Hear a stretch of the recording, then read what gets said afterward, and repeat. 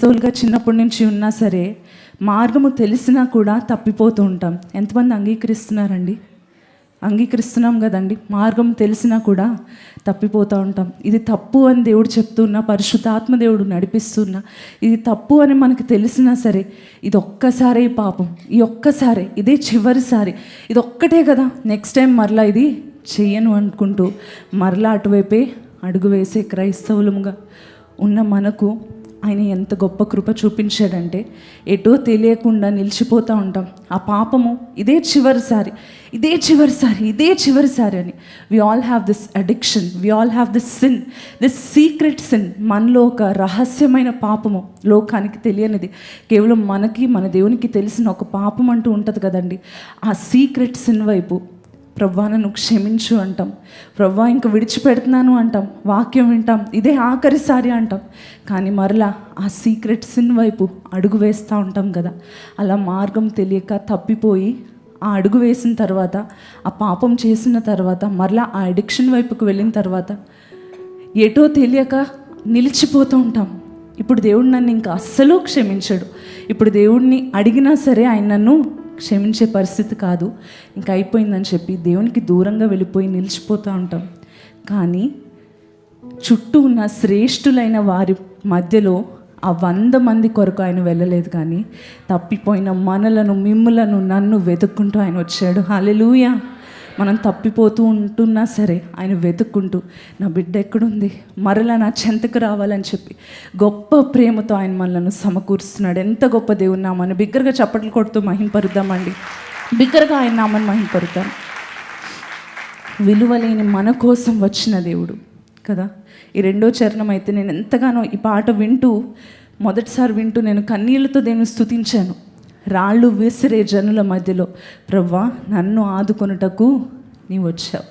చాలాసార్లు మనం చేయని తప్పుకు కూడా జనాలు నిందలు వేస్తూ ఉంటారు, చేయని తప్పులకు కూడా జనాలు ఎన్నో మాటలు అంటూ ఉంటారు, అబద్ధాలు చెప్తూ ఉంటారు. కానీ మనం చేసిన తప్పులకు కూడా ఆయన ఏం చేస్తున్నాడు? రాళ్ళు విసిరే జనుల మధ్యలో నేనున్నానని మనకు అడ్డుగా నిలబడిపోతున్నాం మన తండ్రి. హల్లెలూయా. పాపాత్మురాలనే స్త్రీ ఆజ్ఞ ప్రకారము, ఆచారం ప్రకారము, according to the rule she has to be stone to the death. మరణానికి ఆమె పాత్రురాలు, రాళ్లతో కొట్టబడి చంపబడవలసిన స్త్రీ. చుట్టూ ఉన్న పెద్దలందరూ ఏం చేశారండి? రాళ్ళు ఎత్తి పట్టుకున్నారు. అందరూ రెడీగా ఉన్నారు, ఈమెను చంపాలి, ఈమెను రాళ్లతో కొట్టి చంపాలి అని చెప్పి మాట్లాడుతూ ఉన్నారు. అందరూ ఉక్రోషంతో ఉన్నారు. వారందరూ పాపం చేసిన వారు కాదా?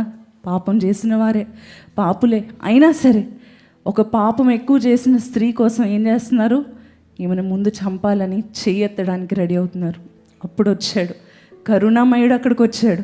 ఆయన అంటున్నాడు, మీలో మొదట పాపం చెయ్యని వాడెవరో వాళ్ళే మొదటి రాయి వేయండి అన్నప్పుడు చిన్న పిల్లోడి నుంచి ముసలివాడి వరకు ఏం చేశారు? రాళ్ళు పడేసి వెళ్ళిపోయారు.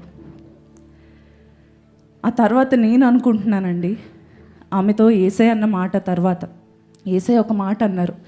ఏమనంటే, అమ్మ నిన్నెవరన్నా ఏమైనా హాని చేశారా అంటే లేదు అన్నారు. అన్నప్పుడు యేసయ్య చెప్తున్న మాట, ఇకనెన్నడూ పాపము చెయ్యకుము అని చెప్పి ఆయన కిందకి వంగి ఏదో రాస్తూ ఉన్నారంట. అదేంటో మనకు తెలియదు. నేను అనుకుంటున్నాను ఆ స్త్రీ కనిపించుంటుంది చూడండి, ఒకలాంటి భయం ఉంటుంది కదా. పేరెంట్స్ కొడతారని చెయ్యెత్తుతూ ఉంటే ఒకలా తుల్లి పడతాం కదా. ఆమె అనుకుని ఉండొచ్చు మనలాంటిదైతే, ఏమని, బాబోయ్ వాళ్ళందరినీ పంపించి ఈయన వంగుతున్నారంటే రాయి ఈయన తీసివేస్తారేమో అనుకుని ఉండొచ్చేమో కదా. కానీ ఎంత ప్రేమామయుడు, ఎంత గొప్ప కృప కలిగిన దేవుడు. ఆమె కొరకు ఏదో రాసి, అమ్మ ప్రశాంతంగా వెళ్ళు, ఇంకా పాపము చేయొద్దని చెప్పిన గొప్ప ప్రేమమయుడు మన దేవుడు. అందుకే మనం పాడదామండి. ఆమె పాపము బయటపడింది, ఆమె పాపము it was public. But as a Christian, as someone who lives in faith, as someone who's called God's child, మనము రహస్య పాపములను పట్టుకొని మార్గము తెలియక తప్పిపోతూ ఉంటే గనక ఈరోజు ప్రభు చెప్తున్నాడు, నేను నిన్ను మర్చిపోలేదు, తిరిగి నా దగ్గరికి రమ్మని. నేను నిన్ను విడిచిపెట్టను, ఆల్రెడీ చాలా దూరం వెళ్ళిపోయాను, నేను ఎలా వెనక్కి వస్తాను అని ఆలోచించద్దు, నేను నిన్ను ప్రేమిస్తున్నాను అని ప్రభు మీతో మాట్లాడుతున్నాడు. వెనకడుగు వేయకుండా ముందడుగు ప్రభు వైపు వేస్తూ ఈ మాట మనందరూ కలిసి పాడదామండి.